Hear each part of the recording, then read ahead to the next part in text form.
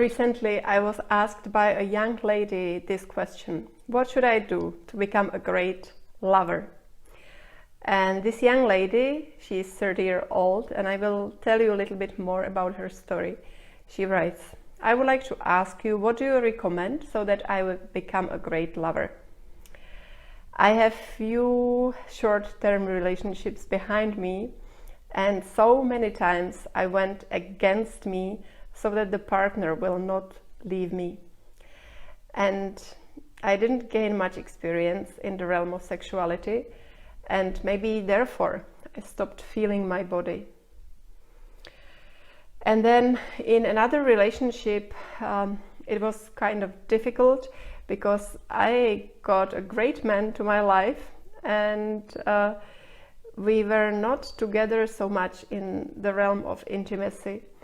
The partner told me that I am not open enough and that I should learn to work with my body. And he told me that in his previous relationships they did experience orgasms together with his ex-partner, and it didn't happen with me, and it was the reason for ending our relationship. And I would like to ask your advice. How can I start working consciously with myself so that my body is more sensitive and I'm more happy in the realm of lovemaking and intimacy, both me and my partner? And I love this question because it explains so much about the experience of actually many women, because so many women do doubt themselves and they are doing something just to please their partners. They are having sex too early or too fast, too quickly. Their bodies are not yet open and they are already making love with their partners, and they are putting their own feelings aside just to please the man. And it's a very old pattern and it's still here. I will give you more context because there is more to it than this element. As we were growing up, for so many of us, we did have the experience of being told, like, don't touch yourself down there, this is bad, you know. Or when I was watching television as a young girl and I was with my grandma and there was some, you know, intimate happening in the TV, she would say, don't watch it, like it would be something bad or something wrong.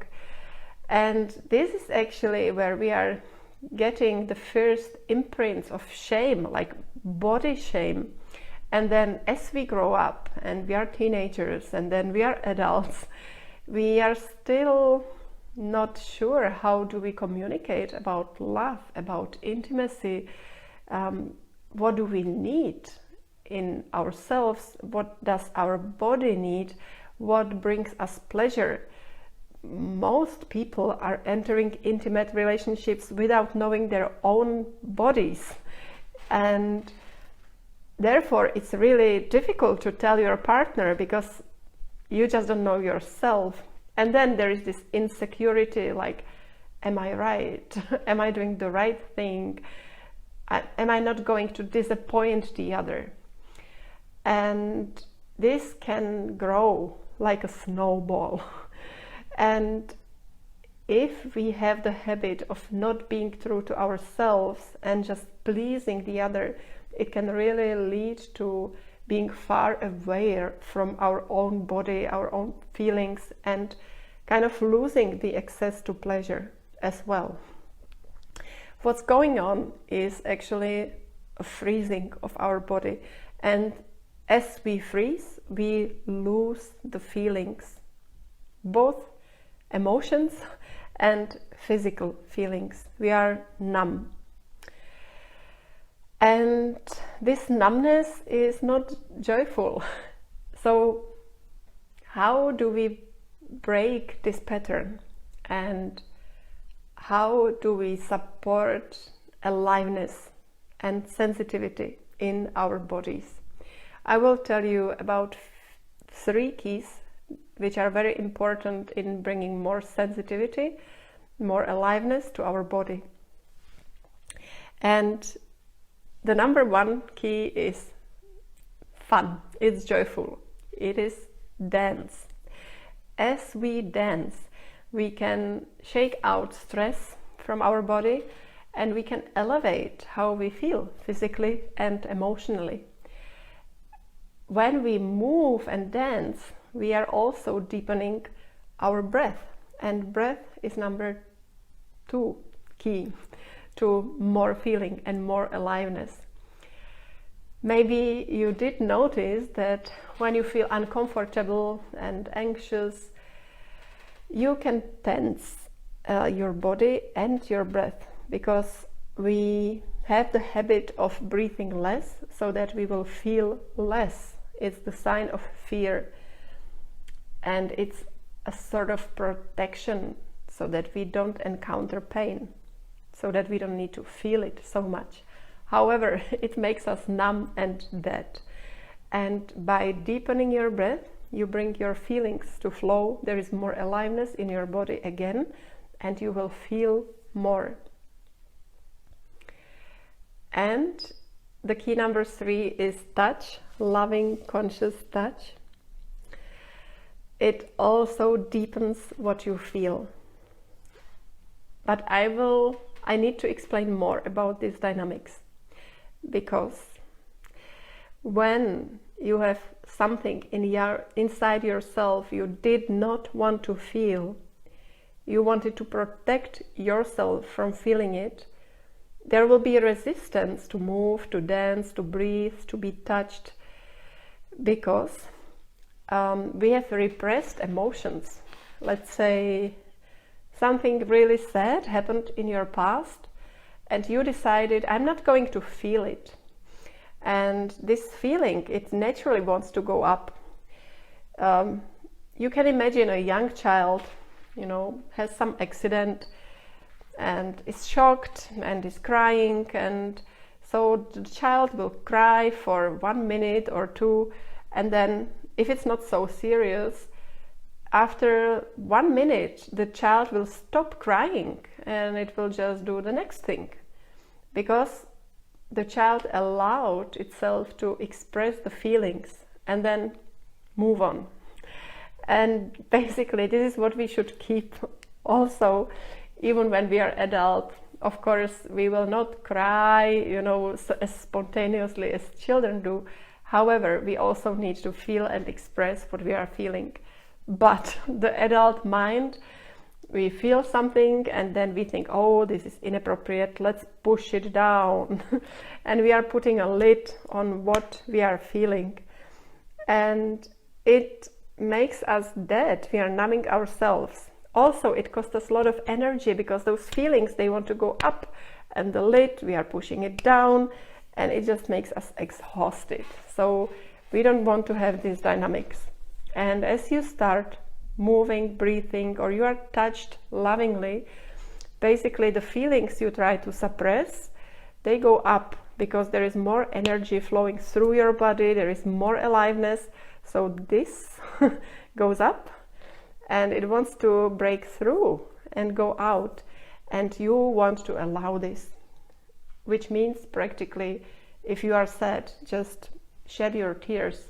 Don't think about it. Why am I sad? What happened in the past? You don't even need to understand the story. It just wants to be felt and expressed. And if you allow it, by not being overly dramatic about it, just allow the feeling and at the same time observe it, but still feel it. Don't analyze it. Feel it and observe. Observing is not analyzing, it's just seeing yourself. Okay, I'm sad, I'm crying, and it's not a big drama. It's just allow it. That's it. That's fine. And when you allow it in this conscious, present way, you will feel huge relief. And the next thing you will notice, that your body is more alive. There is more sensitivity in your body.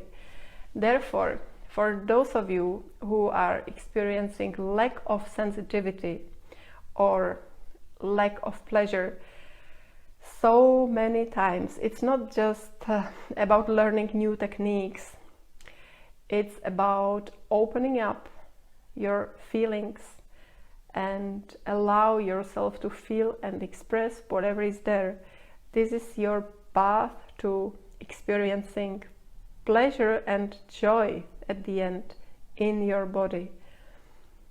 And therefore, knowing these dynamics, so many people are trying hard with, let's say, erogenous zones and stimulation techniques, and it's not working. Of course not, because so often there is more underneath. It's not just about the right technique.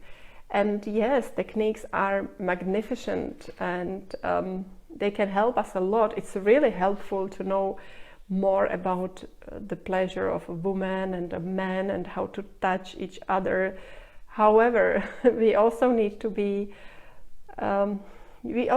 learn how to be vulnerable and open with our true feelings, because this is what brings aliveness and connection.